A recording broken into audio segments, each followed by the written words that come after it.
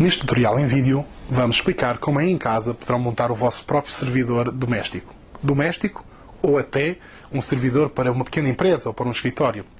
Esta máquina terá a capacidade de fazer backups automáticos e até gerir até 10 PCs ligados em rede.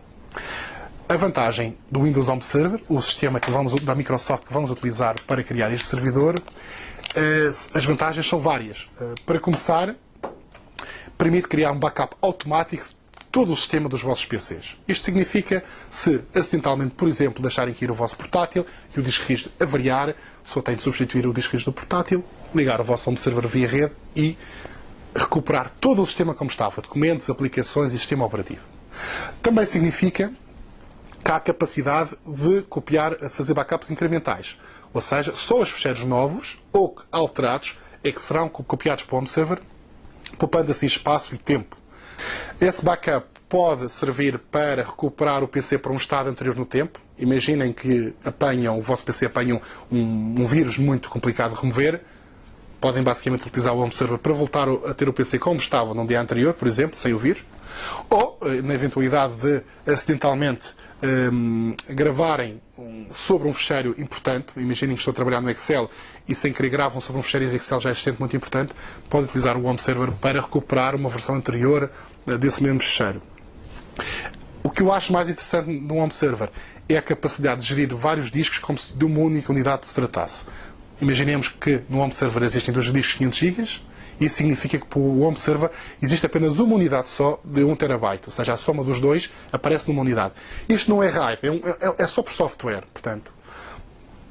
Também significa que se quiserem adicionar mais espaço, é só adicionar automaticamente discos, externos ou internos, adiciona mais um disco e o espaço dessa unidade crescerá sem ser necessário formatar, reconfigurar, nada de complicado. É só adicionar os discos rígidos e automaticamente se lhes aparecem no sistema.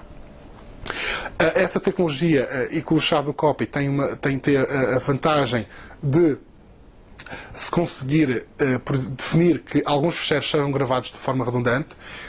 Por exemplo, os documentos mais importantes podem estar numa pasta e nós definimos que essa pasta é gravada de forma redundante. O sistema, nesse caso,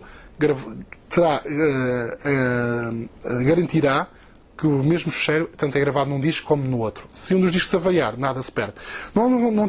Isto não é RAID, portanto não há preocupação de saber que o disco 1 é espelho do disco 2, nada disso.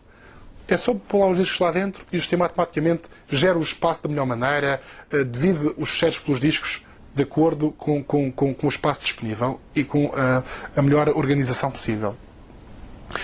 Todo o conteúdo fica indexado para pesquisa rápida a partir dos outros PCs e também é possível aceder remotamente à máquina. Um exemplo, estão na casa de um amigo, querem mostrar as vossas fotos, é só aceder à internet, via internet ao Home Server que está em vossa casa e podem ver as vossas fotos. Pode também ser ao contrário, podem estar de férias, tiram fotos com a vossa máquina fotográfica digital, chegam ao Cybercafé e fazem o upload das fotos diretamente para o vosso Home Server via internet.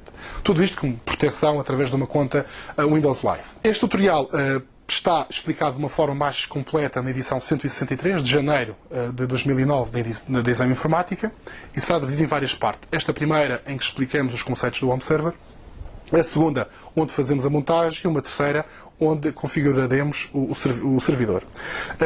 O que é que precisam em termos para começar a montar, para mãos à obra? Primeiro, precisam de uma licença do Windows Home Server. Esta licença é OEM, o que significa que só deveria ser, teoricamente, vendida com máquinas novas, mas na prática, como perceberão, é fácil encontrar vários sites online que vendem estes sistemas operativos e até algumas lojas em Portugal que o vendem.